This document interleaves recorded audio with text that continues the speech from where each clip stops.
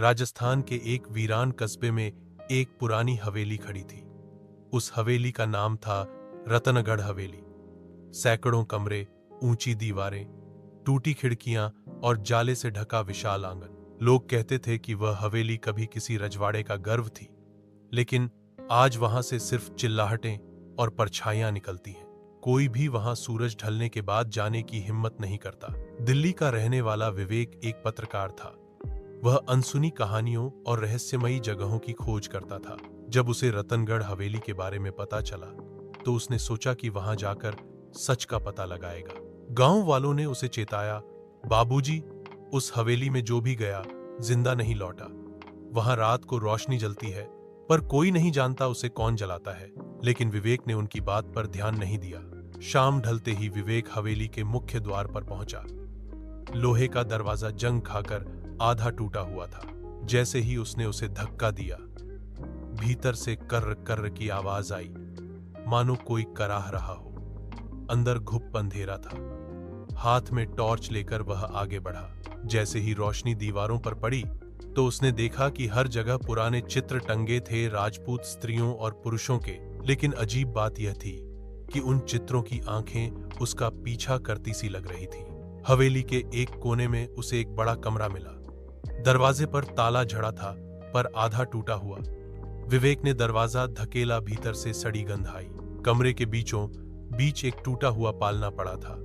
पालने के चारों ओर काले धब्बे थे, जैसे खून सूख कर चिपक गया हो। अचानक पालना अपने आप हिलने लगा। विवेक के शरीर में सिहरन दौड़ गई। वह हवेली में ही रुक गया। घड़ी ने 12 बजाए ही थे कि हवेली की दीवारों से कराहने की आवाजें आने लगी।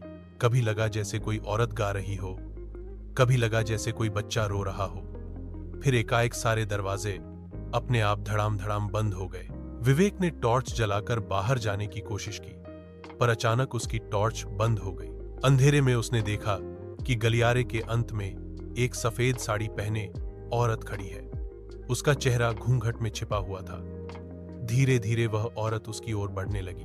हर कदम के साथ जमीन चरमराने लगी, जैसे पूरी हवेली हिल रही हो। विवेक ने आवाज लगाई, कौन हो तुम? औरत ने घूंघट हटाया।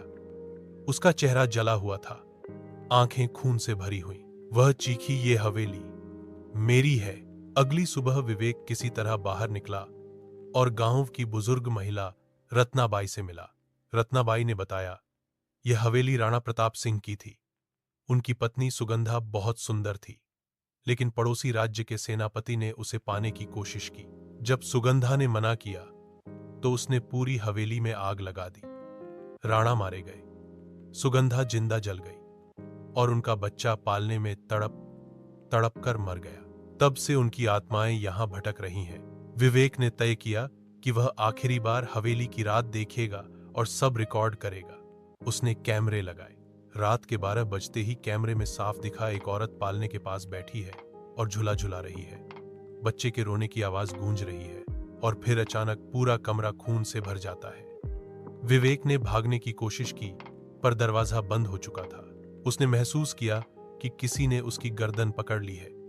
सामने वही सुगंधा खड़ी थी, आग में झुलसा चेहरा और आंखों में नफरत। उसने फुसफुसाकर कहा, अब तुम भी यहीं रहोगे, हमेशा के लिए। आज तक कोई नहीं जानता कि विवेक का क्या हुआ। उसका कैमरा टूटा हुआ हवेली के बाहर मिला, लेकिन उसमें सिर्फ अंधेरा और चीखें दर्ज थी। गांव वाले कहते हैं कि हवेली अब और भी ज्यादा डरावनी हो गई है। रात को वहां से बच्चे की रोने की आवाज और औरत की चीखें साफ सुनाई देती हैं, और जो भी उसकी ओर देखता है, उसे खिड़की से जले हुए चेहरे वाली औरत झांकती दिखाई देती है।